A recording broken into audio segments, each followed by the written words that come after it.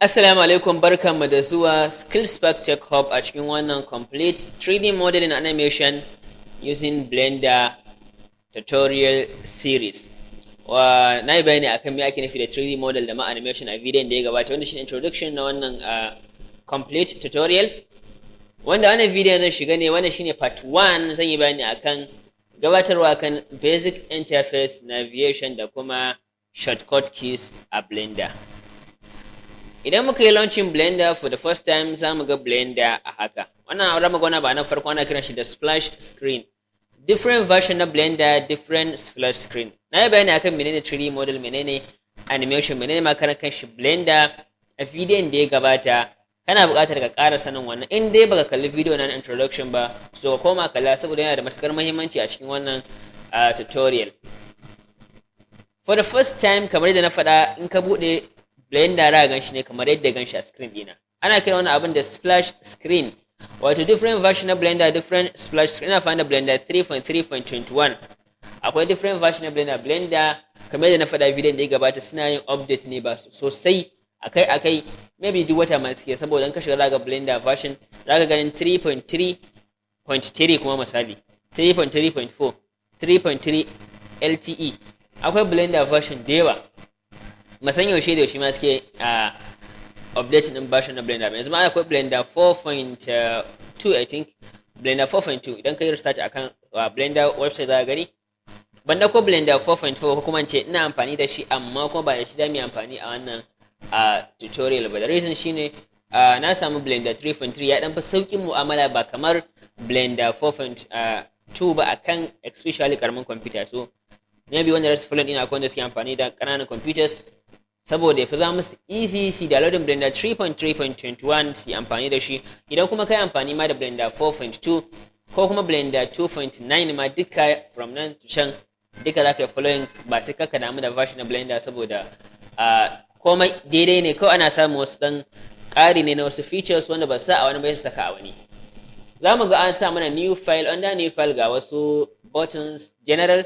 Aka buɗe general file na aiki general 2D animation maganar da zaka yi 2D animation sculpting maganar da zaka yi sculpting na bayani akan sculpting a bidiyon da ya gabata VFX bangaren da zaka yi aikin da ya shafi VFX da ma video editing. Blender is very powerful tool wanda duka wani abu da muke ganin su na yi bayani akan bidiyon da ya gabata cewa akwai software da shi kadai aikin su kawai yake yi amma Blender duka ya hada sa cikin nan gurin wanda wannan abun alajabi ne sosai. Sai recent file shine aikin da ba jima da rufe su, maybe ga wasu recent file wanda ban jima da rufe su ba a cikin Blender wanda kai ira ga naka nan gurin ba komai saboda baka taba creating wani aiki ba.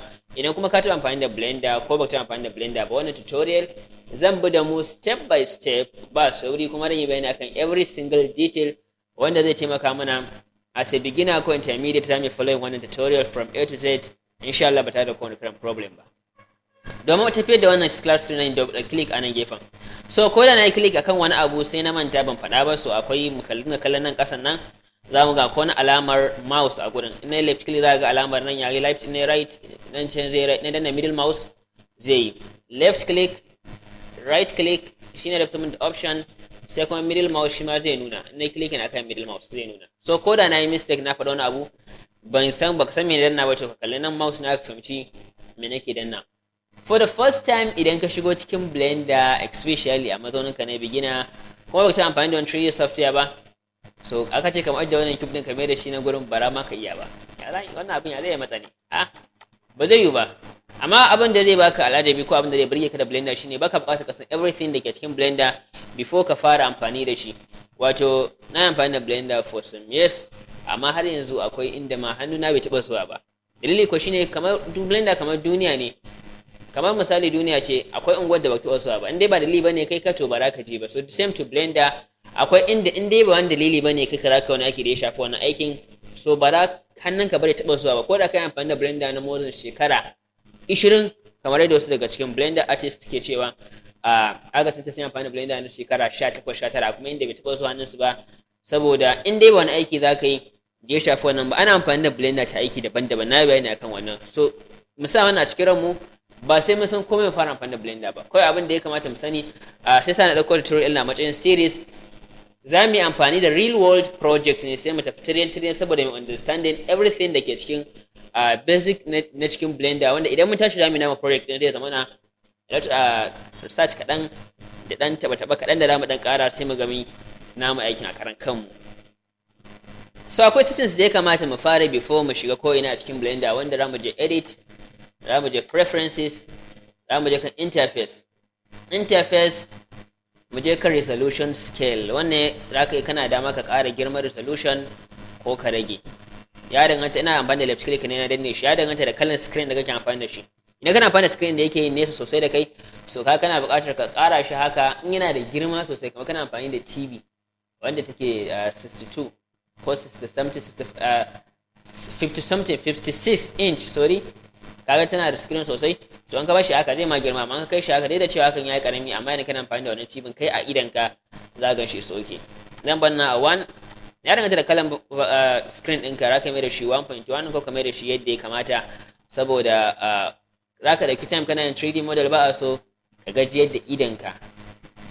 Abu na gaba da zamu tafi kai shine import.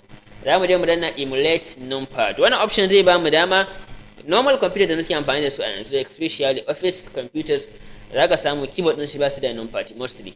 So ko da kana amfani da computer da ba shi da numpad, kamar computer na ma kenan, za ka yi amfani da wannan option ɗin. Maimakon ka dinga amfani da numbers da ke kan numpad, sai ka yi amfani da normal numbers da ke saman keyboard wajen navigating ɗin blender view. Sai abu na gaba sai mu je kan shi kenan save preferences.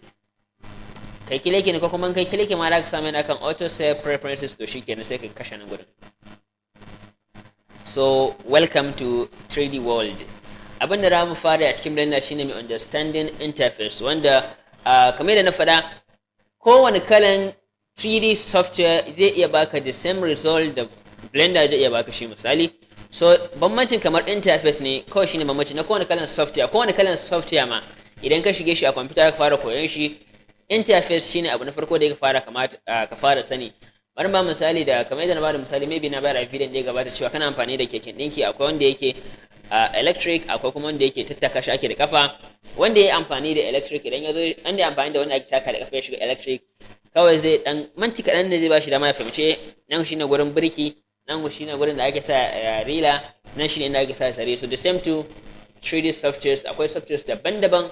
Kowanne tool da zaka sami wuka anan, haka zaka samu wuka anan. So kawai just to understand, ina za ka ajiye wuka anan, ka ajiye wuka anan, ina ka ajiye wuka a wannan software. Ana kiran wannan bangaren da 3D viewport. Wato an ramu dinga spending din 99% na aikin mu, bari mu bar shi a 90% na aikin mu ramu bar shi, ramu dinga spending din shi ne akan wannan 3D viewport ne a koda yaushe. Wanda abin da ramu gani a cikin 3D viewport ga wasu abubuwa guda uku. Na yi clicking akan sa, left click ga suna tabuwa. Wannan ana kiran shi da camera, gashi na kamar yadda ke rubuta a nan gurin. Camera da shi ake amfani wajen daukan kowane kalan hoto ko video. Wannan muna kiran shi da cube, gashi na anan. Wannan ana kiran shi da light. Kamar yadda yake a normal duniya da ka dauki hoto, dole kana buƙatar camera, kana buƙatar light na haske kenan, sannan kana buƙatar abin da zaka dauka a hoto. To blender kamar sun aje maka default wannan 3 elements din ne da za su baka dama ka dauki simple scene a cikin blender. Wannan zamu zo mu ga wannan ya aiki a nan gaba. Bayan 3D viewport muna da outliner. Outliner shine wannan bangaren wanda yake nuna mana everything da ke cikin 3D viewport da muka saka. Muna da camera, cube da light. Kana da maka je ka double click ka rename din object, ka samu suna skills pack. Oh, sorry. Samu suna skills pack. Nan ga wannan cube din ya koma suna skills pack, to yake S yana kasa da L sai sai da yana kamar jera shi ne according to letters. C a farko, L a biyu, sai S a ƙarshe. Outliner yana kunshe da everything da ke cikin 3D viewport. Sannan akwai ramu ga rubuta collection kamar folder ne. Za ka iya creating ɗin aiki ka sashi a cikin collection. Misali kana da kana haɗa character ko kuma kana haɗa wani model na gida. Za ka iya ware windunan da ke cikin gidan ka musu collection, ka samu suna windows, ka ware wani like ƙofin da ke cikin gidan ka samu suna doors. Wannan bangaren ana kiran shi da property panel. Property panel kamar da muka sani yana kunshe ne da settings, everything da ke cikin blender da ya shafi settings din wani abu yana wannan bangaren. Sai kuma abu na gaba muna da timeline, shine wannan kasa na dan jashi kadan. wanda nan ne in kai clicking akan space za ka kai playing animation ɗinka a gashi na kamar da wani ya rubuta space, wato na clicking akan space sai ya rubuta space, left click space, za mu ga na play animation. So banda animation sai sa babu abin da zai motsi a nan gurin, amma idan muka zo muka fara animation za mu ga ya timeline yake aiki.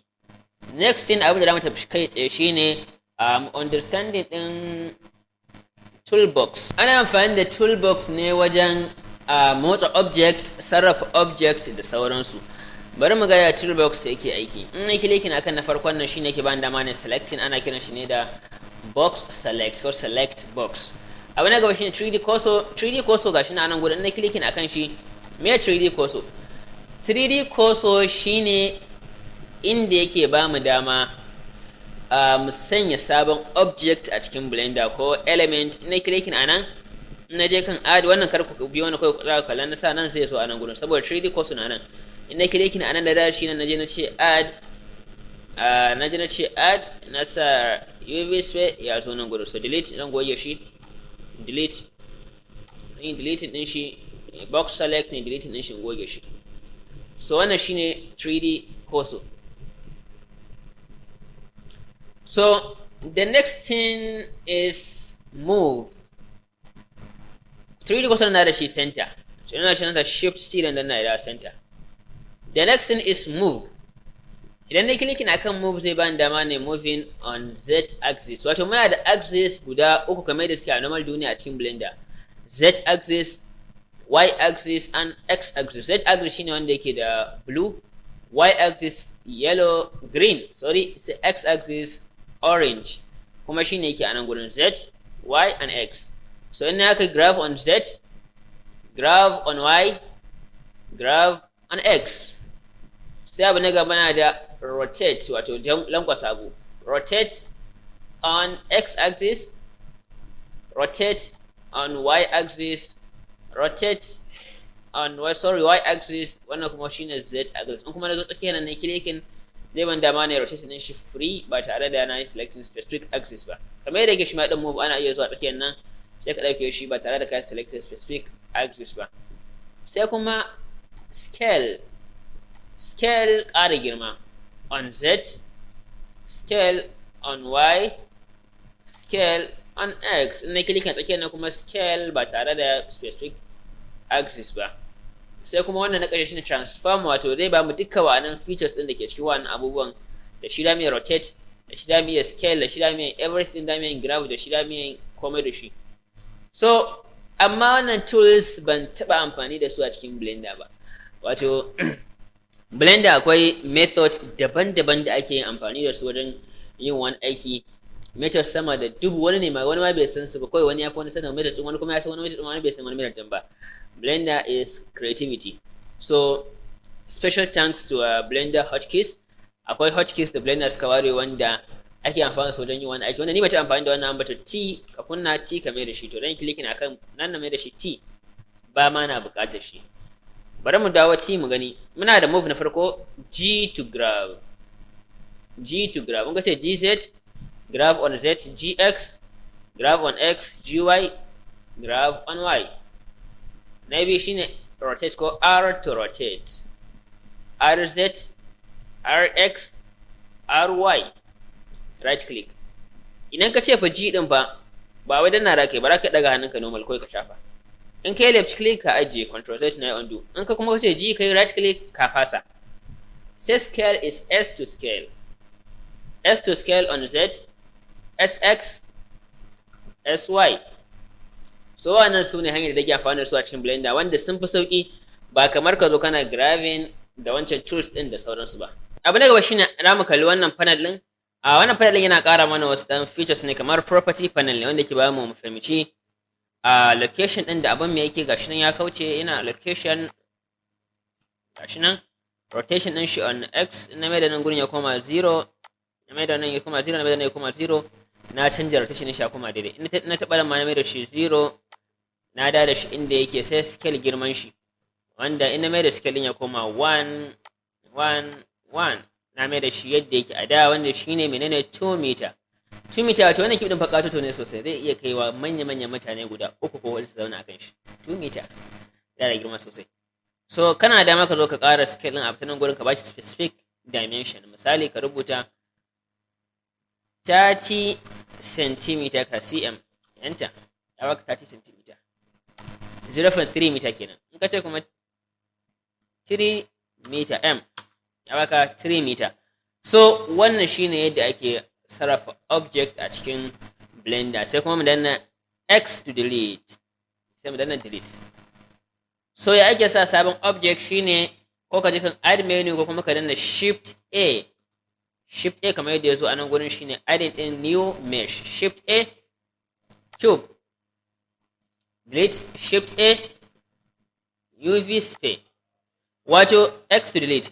Wato a Blender akwai wasu kalan mesh ana kiransu da mesh, da su ake amfani da su wajen creating din kowane kalan object. Kana kallon abin da yake nearest to abin da zaka yi sai ka select a specific mesh da yake kusa da wannan abu. Misali mutum yana so zai hada ball, wani abu ne kusa da ball, UV sphere. Ina so don hada kamar model na pencil, wani abu ne kusa da pencil shine cylinder.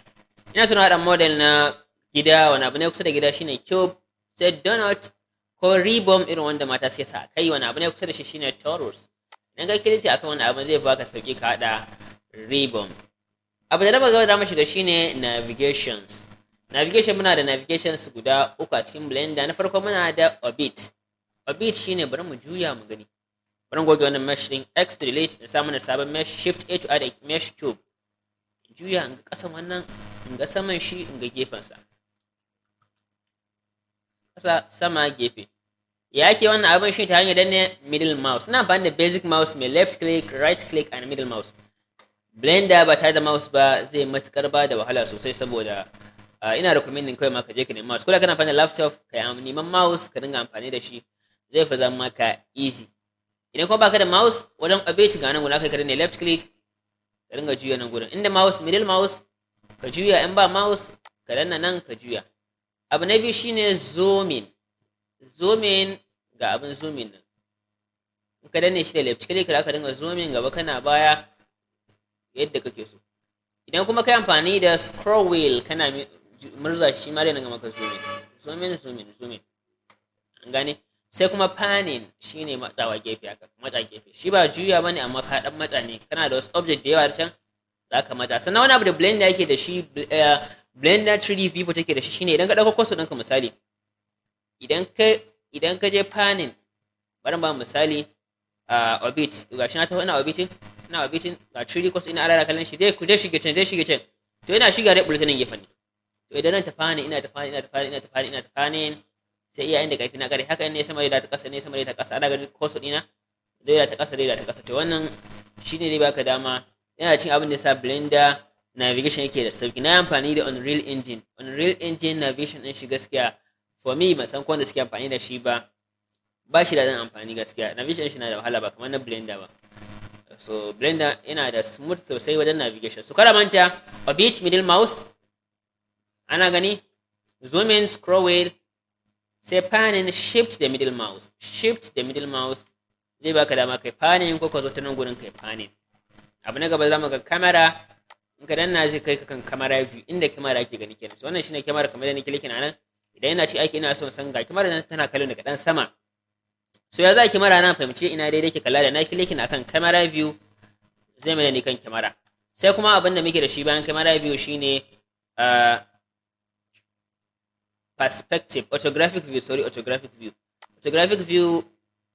zai baka dama ne, zai dan canja maka shine da perspective view. Zai ne kokarin nuna maka, yanzu misali ina danna nan zai nuna min real yadda abin yake, amma na perspective view zai momola min su ya ga wai sai maintain din faces din na gansu da nake so, wanda in a haka ne zan gani a haka. So ramin amfani ne akan perspective view. Akwai sanda kuma kana bata zaka yi aiki, zaka yi shi ne akan orthographic view. The next thing is shifting between views ta hanyar amfani da hotkeys. Kamar da na faɗa, mun je kar a manta, mun je kan edit, mun je kan preferences, mun je kan input, mun na emulate numpad. So yanzu ne aikin sai zo.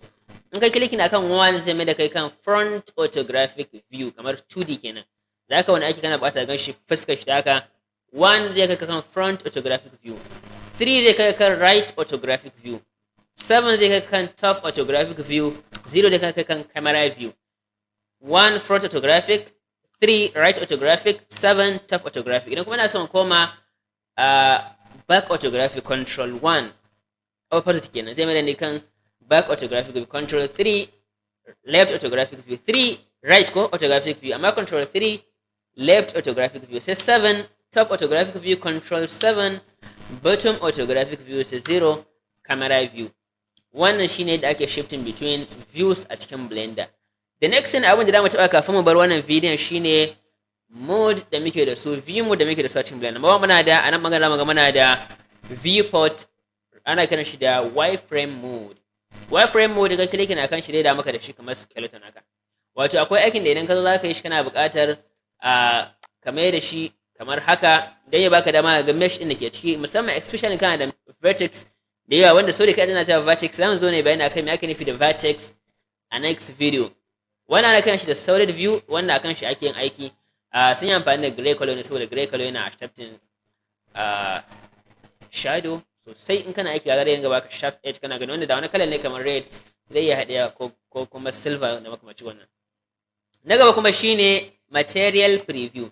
Material preview shine da dinga mana actual color da abin yake da shi. Sorry kar ai fluent ina kawai barin sa new material mu gani. Idan misali ka sa material kamar blue, kaga akan nan in ka koma kan solid view ba za ga blue din ba, amma blue ne, amma ba za ga blue din ba. Idan ka koma kan material ne za ga kalan da yake da shi. Sai kuma render view wanda shine final, wanda yake nuna mana ya aikin mu zai kasance a ƙarshe idan mun gama shi. Ramu kamar ga light din da na faɗa nan, muka kalla ramu ga tanan gefen yayi haske. Ina ce G to graph, zan ga ina jawo light din gashi nan yana dan haka. Wanda ina yana 0 sai nuna mana ga yadda aikin mu zai kasance. Yadda ake rendering shine ta hanyar danna F12, shine zai rendering ya nuna maka kamar nan ga yadda mesh din mu zai kasance idan mun gama shi. Light din yana ta nan magana sai sa nan gurin ya haske, nan ya haske, amma nan bai haske ba, wanda za mu zo kan render za mu magana diff akai. So hotkeys Blender kenan. Kowane kalan abu a cikin Blender akwai hotkeys. Abinda ba shi da hotkeys ma za ka iya sa masa idan kana so a karan kanka. Blender, unlike other softwares, za ka iya zaben wani abu ka ce ina so kawai disin nan ni a karan kaina control kaza ya bani kaza, misali a cikin Blender. So nan ma Z to shift between views. Z da ka ce kai gefen nan wireframe, ba sai ka danna wireframe din ma, ko da ka ja gefe wireframe. Z solid, Z off render, Z down material. Aka dinga shifting between wannan views din, ba sai kai clicking akan ba, ko da ka ja ninka za ga ba sai kai left click ko right click zai dinga kai ka between wannan views din. So most idan dai muna kira mu ina ce a koma kan solid viewport, solid wireframe, solid wireframe, saboda ba za mu yi amfani da material da render ba har sai mun zo kan part din da za mu yi basic lightning ko kuma material ko texturing, duka wannan za mu yi amfani da wannan. Amma iya wasu class din wireframe solid, wannan shine like shifting between wannan navigations din a cikin Blender. The next thing da ran taba before na bar video na abu kadan ne, shi bari yi magana kan shi different sai mun je next video, shine shifting between object mode and edit mode. Object mode zai ba mu dama mu scale, rotate and grab, amma edit mode zai nuna mana shine kamar haka, wanda zai ba mu dama mu dauki wannan shi kadai mai amfani da shi, wanda zan yi bayani akan shi deep a next video. Me ake zuwa tsakanin object mode da edit mode ta hanyar nan, ko kuma amfani da hotkey shine tab to go to edit mode, tab to go to edit mode, tab to go to edit mode, tab to go to object mode. So wannan shine abin da zamu taba a cikin wannan video na basic navigation interface da kuma shortcut keys na Blender. Idan ka sabo na cikin wannan channel ka dana mana alamar subscribe da kuma like, saboda ka dinga samun duk da muka sabon video da ya shafi digital skills daban-daban, ba iya 3D model ba, kamar irin su web development, UI UX, VFX, video editing da ma cloud computing, har da ma wasu kalan soft skills kamar leadership skill, teamwork da sauransu. Special thanks to Skills Pack Jacob da suka dauki nauyin wannan course for free, wanda dama ce ga dukkan wani mai jin yaren Hausa faɗin duniya ya shigo cikin 3D model, mu samu 3D artist, mu zama kan gaba a wannan field. Insha Allah, sunana Muhammad Idris, wanda ni ne co-founder kuma CEO na Skills Pack Jacob. Ma da next video, bye.